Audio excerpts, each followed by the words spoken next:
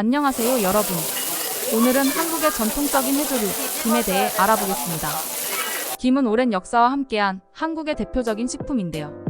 그 고소한 맛만큼이나 건강에도 많은 이점이 있습니다. 하지만 올바른 섭취 방법과 주의사항을 알고 먹으면 더 건강하게 즐길 수 있습니다.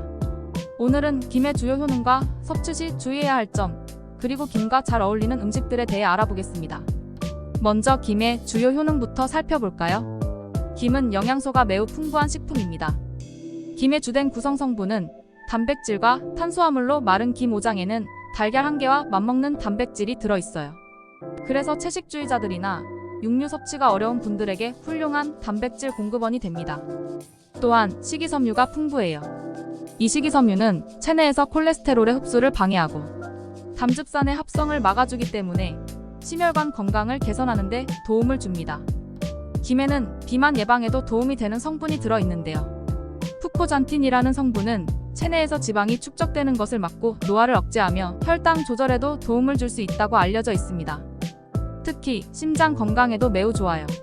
김에는 수용성 섬유, 펩타이드, 지질, 미네랄이 풍부하여 고혈압이나 이상지질혈증, 산화 스트레스를 감소시키는 데 효과적입니다. 그래서 꾸준히 섭취하면 심장 질환 예방에도 큰 도움이 될 수 있죠. 또한 김은 요오드가 많이 포함되어 있어요. 요오드는 갑상선 기능을 유지하는 데 중요한 역할을 합니다. 다만 너무 많이 섭취하면 오히려 요오드 과잉으로 인해 갑상선 질환을 유발할 수 있으니 적당량을 섭취하는 것이 중요합니다. 그렇다면 김을 섭취할 때 주의할 점은 무엇일까요? 먼저 위장 문제를 유의해야 합니다. 김을 너무 많이 섭취하면 위장에 부담이 갈 수 있는데요. 특히 평소 위가 약한 분들은 구토, 복통, 설사 등의 증상을 겪을 수 있으니 조심하셔야 합니다. 그리고 앞서 말씀드렸듯이 요오드 과다 섭취도 주의해야 합니다. 김에 포함된 요오드는 갑상선에 좋지만 갑상선 기능 항진증을 앓고 있는 사람들에게는 오히려 해로울 수 있습니다. 요오드를 너무 많이 섭취하면 갑상선 질환을 유발할 수 있기 때문에 적당히 섭취하는 것이 중요합니다. 또한 알레르기 반응이 있을 수 있어요.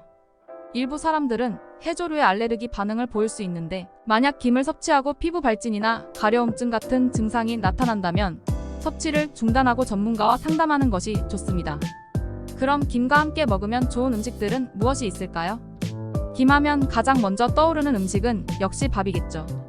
김에 밥을 싸서 먹으면 고소한 맛이 배가 됩니다. 특히 참기름과 소금을 약간 뿌리면 더욱 풍미가 살아나요. 다음으로 생선도 김과 잘 어울려요. 구운 생선이나 회와 함께 김을 먹으면 바다의 신선한 맛을 더 진하게 느낄 수 있습니다. 생선의 기름진 맛이 김의 고소함과 잘 어울리죠. 또한 채소와의 조합도 빼놓을 수 없습니다. 오이, 당근, 상추 같은 신선한 채소를 김에 싸서 먹으면 아삭한 식감과 함께 영양소도 챙길 수 있어요. 그리고 계란과도 훌륭한 궁합을 자랑해요. 계란찜이나 스크램블 에그에 김을 곁들이면 부드러운 계란과 고소한 김이 잘 어울립니다. 마지막으로 김치와 김의 조합도 빠질 수 없죠. 김치의 매콤한 맛과 김의 고소함이 밥과 함께 어우러지면 한국 전통 음식의 진가를 제대로 느낄 수 있습니다. 하지만 김은 특정 음식과 함께 먹지 않는 것이 좋을 때도 있어요. 먼저 명란젓은 피해야 합니다. 명란젓에 포함된 아민이 김과 반응하여 발암물질을 생성할 수 있다고 하니 김과 명란젓을 함께 먹는 것은 피하는 것이 좋아요. 또한 돼지고기나 쇠고기와 함께 먹으면 소화가 어려워질 수 있습니다. 김과 고기를 함께 먹으면 소화효소의 작용이 방해를 받기 때문에 소화가 느려질 수 있어요. 그리고 양고기와도 함께 먹는 것을 피하는 것이 좋습니다. 양고기의 기름진 성분이 김의 소화에 부정적인 영향을 미칠 수 있기 때문입니다. 또한 생선회를 김과 함께 먹는 것도 주의가 필요해요. 김은 구워서 먹는 것이 일반적이지만 생선회는 신선도가 매우 중요하기 때문에 김과 함께 먹을 때는 신선한 생선을 선택해야 합니다. 도토리묵과 김도 좋지 않은 조합입니다. 도토리묵에 포함된 타닌 성분이 김의 요오드 흡수를 방해할 수 있기 때문인데요. 갑상선 건강에 신경 쓰는 분들은 이 조합을 피하는 것이 좋습니다. 마지막으로 김과 잘 어울리는 과일도 소개할게요. 배는 수분이 많고 상큼한 맛이 김과 잘 어울립니다. 배의 식이섬유가 소화를 돕고 김의 미네랄과 조화를 이루어 영양의 균형을 맞출 수 있죠. 사과 역시 좋은 선택이에요. 사과의 아삭한 식감과 달콤한 맛이 김과 잘 어울리며 비타민C와 항산화 성분은 김의 영양소와 함께 건강에 이로운 효과를 줍니다. 귤은 상큼하고 달콤한 맛이 김과 어우러지면서 비타민C가 풍부해 면역력 강화에 도움을 줍니다. 김과 귤을 함께 먹으면 상큼한 맛과 고소한 맛의 조화를 즐길 수 있죠. 포도도 김과 잘 어울려요. 포도의 달콤함과 즙이 많은 식감이 김과 함께 먹을 때 훌륭한 조합을 이룹니다. 마지막으로 키위는 비타민C와 식이섬유가 풍부해 김과 함께 먹으면 소화와 면역력 강화에 도움을 줍니다. 김의 미네랄과 키위의 비타민이 어우러져 건강한 간식으로 제격입니다. 오늘은 김의 다양한 효능과 올바른 섭취 방법, 그리고 김과 함께 먹으면 좋은 음식들에 대해 알아보았는데요. 김은 한국인의 식탁에서 빠질 수 없는 중요한 식재료로 영양가가 풍부하고 맛도 좋습니다. 그러나 적절한 섭취량을 지키고 다른 음식과의 조합에도 주의하여 더욱 건강하게 즐기시길 바랍니다. 다음으로 간단하면서도 맛있게 즐길 수 있는 김을 활용한 요리를 소개해드리려고 합니다. 김은 우리나라에서 가장 사랑받는 재료 중 하나인데요. 그 고소한 맛과 다양한 요리 활용법 덕분에 자주 찾게 되는 식재료죠. 오늘은 3가지 김 요리를 소개해드릴게요. 김치전, 김밥, 그리고 김스프입니다. 이 레시피들은 간단하지만 영양가가 높아 언제든지 즐길 수 있는 음식들이에요. 그럼 바로 시작해볼까요? 첫 번째 요리는 김치전입니다. 김치전은 비 오는 날 생각나는 국민 간식이죠. 오늘은 김을 넣어 특별하게 만들어 보겠습니다. 먼저 재료를 준비해주세요. 김 2장, 부침가루 1컵, 물 1컵, 대파 1대, 고추 1개가 필요합니다. 조리 방법은 매우 간단해요. 1. 먼저 김을 잘게 찢어 준비합니다. 그리고 대파와 고추도 얇게 썰어주세요. 이 재료들이 전의 맛을 더욱 풍성하게 만들어줄 거예요. 2. 이제 부침가루와 물을 섞어 반죽을 만듭니다. 물은 조금씩 넣어가며 반죽의 농도를 조절하는 것이 포인트입니다. 3. 준비한 김과 채소들을 반죽에 넣고 골고루 섞어주세요. 이렇게 하면 김의 고소한 맛이 반죽에 잘 배어들겠죠. 4. 마지막으로 팬에 기름을 두르고 반죽을 한 국자씩 떠서 팬에 올려주세요. 양면이 노릇노릇하게 구워질 때까지 잘 익혀줍니다. 이제 맛있는 김치전 완성입니다. 김치와 김이 만나 고소하고 매콤한 맛이 일품인 김치전을 즐겨보세요. 두 번째로 소개할 요리는 김밥입니다. 김밥은 누구나 좋아하는 간식이자 한 끼 식사로도 충분한데요. 오늘은 기본적인 김밥을 만들어 보겠습니다. 재료로는 김 2장, 밥 2컵, 오이, 당근, 단무지 각 12컵, 그리고 계란 2개가 필요합니다. 조리 방법은 이렇게 진행됩니다. 1. 먼저 밥에 소금과 참기름을 넣고 고루 섞어주세요. 이렇게 하면 밥의 은은한 고소함이 배어들어 김밥이 더 맛있어집니다. 2. 김 위에 밥을 얇게 펴줍니다. 이때 밥을 너무 두껍게 펴면 김밥이 잘 말리지 않으니 주의하세요. 3. 밥 위에 준비한 오이, 당근, 단무지, 그리고 계란을 얹습니다. 김밥 재료들은 취향에 따라 다양하게 추가할 수 있으니 여기서 원하는 재료를 넣으셔도 좋아요. 4. 이제 김을 단단히 말아주세요. 손으로 살짝 힘을 주어 말아야 재료들이 흩어지지 않고 김밥이 예쁘게 고정됩니다. 5. 마지막으로 김밥을 먹기 좋은 크기로 썰어 접시에 담으면 완성입니다. 맛있는 김밥 한 조각, 간편하고 건강한 한 끼로 아주 좋겠죠? 마지막으로 소개할 요리는 김스프입니다. 이 요리는 간단하면서도 따뜻하게 속을 달래줄 수 있는 메뉴예요. 바쁜 아침이나 가벼운 한 끼로도 손색 없죠. 재료는 아주 간단합니다. 김 1장, 물 2컵, 그리고 소금과 후추 약간이면 됩니다. 조리 방법은 정말 쉬워요. 1. 물을 끓여줍니다. 물이 끓으면 김을 잘게 찢어서 넣어주세요. 김이 부드럽게 퍼지면서 국물의 고소한 맛을 더해줍니다. 2. 소금과 후추로 간을 맞춰주세요. 기호에 따라 간을 조금씩 조절하시면 됩니다. 3. 마지막으로 5분 정도 더 끓인 후 그릇에 담아내면 김스프가 완성됩니다. 따뜻하고 부드러운 김스프는 간단하게 만들 수 있지만 속을 든든하게 채워줍니다. 오늘 소개한 김치전, 김밥, 김스프는 모두 김을 활용해 간단하게 만들 수 있는 요리들인데요. 김은 맛뿐만 아니라 영양가도 높아 우리 식단에서 빼놓을 수 없는 중요한 재료입니다. 여러분도 집에서 간편하게 이 요리들을 만들어보고 맛있는 김의 풍미를 느껴보세요. 그럼 다음에 또 맛있는 레시피로 찾아뵐게요. 감사합니다. 다음으로 김은 영양가가 풍부하고 다양한 요리에 활용될 수 있는 아주 훌륭한 식재료인데요. 어떻게 하면 김을 올바르게 섭취하고 건강에 좋은 방법으로 보관할 수 있는지에 대해 알아보겠습니다.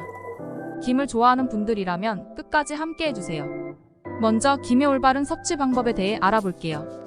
김은 그 자체로도 훌륭한 식재료지만 과다 섭취하거나 잘못된 방식으로 조리하면 오히려 건강에 좋지 않은 영향을 줄 수 있습니다. 1. 적정 섭취량.